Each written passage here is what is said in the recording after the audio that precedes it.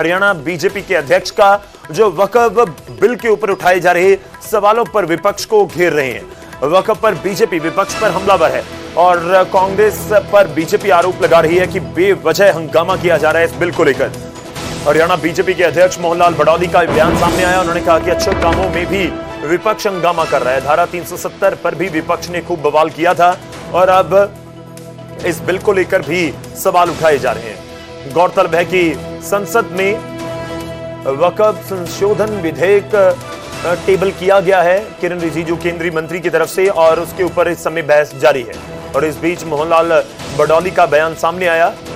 प्रदेश अध्यक्ष हैं हरियाणा बीजेपी के और उनकी तरफ से विपक्ष को घेरा जा रहा है और जिक्र किया जा रहा है कि बेवजह विपक्ष या सीधे तौर पर कांग्रेस पर आरोप है कि बेवजह कांग्रेस इस मामले पर बवाल कर रही है, हंगामा कर रही है और कुछ इस तरह का बवाल धारा 370 जब हटाई गई थी जम्मू कश्मीर से तब भी किया गया था।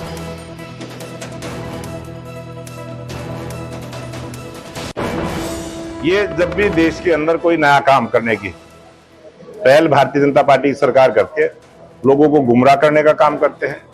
और जब भी हमने नागरिकता देने का कानून लेके आए तो उन्होंने प्रचार किया ये नागरिकता छीनने का कानून है।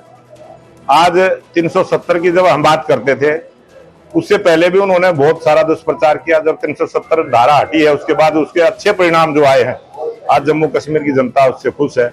और ये वक्फ बोर्ड जो गरीब परिवार मुसलमान भाइयों की जो सहायता करने के लिए बोर्ड की गठन जिस भाव के साथ की थी, उन गरीब मुसलमान भाइयों को उनका अधिकार मिले, उनका हक मिले, उसको न्याय देने के लिए गरीब मुसलमानों के लिए हम ये संशोधन बिल लेके आ रहे हैं।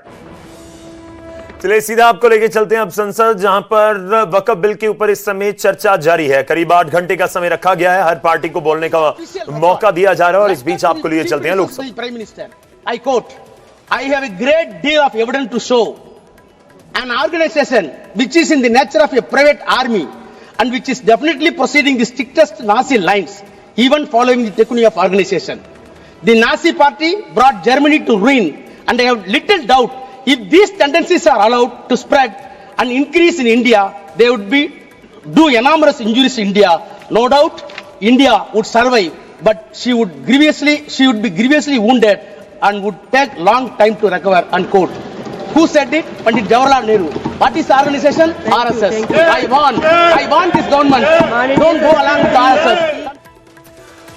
तो संसद में इस बिल के ऊपर इस समय चर्चा जारी है। जो जानकारी यह भी है कि इस बिल को आज ही सरकार पास करवाने की कोशिश में जरूर है कि लगभग 8 घंटे की ये चर्चा, उसके बाद इस बिल को लोकसभा में पास करवा दिया जाए। आपको यह भी बता दें कि 4 अप्रैल तक ही जो बजट सत्र है वो चलेगा। 4 अप्रैल तक दूसरा पड़ाव है। 4 अप्रैल को जो सदन की कार्यवाही है उसे स्थगित कर दिया जाएगा।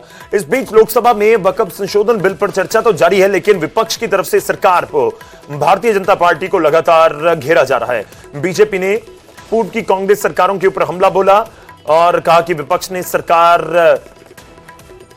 की तरफ से सरकार पर आरोप लगाए गए हैं कि सरकार की नजर मुसलमानों की जमीन के ऊपर है। और इस बीच प्रदर्शन होते हुए नजर आए हैं और उसकी भी कुछ आपको तस्वीरें हम दिखा रहे हैं। कुछ मुस्लिम समुदाय के लोगों की तरफ से भी इस बिल का समर्थन किया जा रहा है। इससे पहले 3 तलाक बिल को लेकर भी अलग अलग राय देखने को मिली थी, लेकिन इस बीच लोकसभा में वक्फ संशोधन बिल पर इस समय चर्चा जारी है। और आपको यह भी बता दें कि टेबल किया गया लोकसभा में केंद्रीय मंत्री किरण रिजिजू की तरफ से वक्फ पर विवाद है क्या, वो भी आपको हम इन तथ्यों के साथ दिखाने की कोशिश करें। वक्फ ट्रिब्यूनल को लेकर यह बिल है। वक्फ ट्रिब्यूनल का फैसला अंतिम और सर्वमान्य माना जाता है और बीजेपी ने पूर्व की कांग्रेस सरकारों के ऊपर आरोप लगाए हैं। और आपको यह भी बता दें कि वक्फ संपत्ति से जुड़े विवाद को लेकर यह पूरा बिल काम करेगा। अत्यधिक शक्ति मिलने से समस्या है, जो इसमें आप कह सकते हैं कि बिंदु रखे गए हैं या फिर जो इनमें तर्क दिए गए।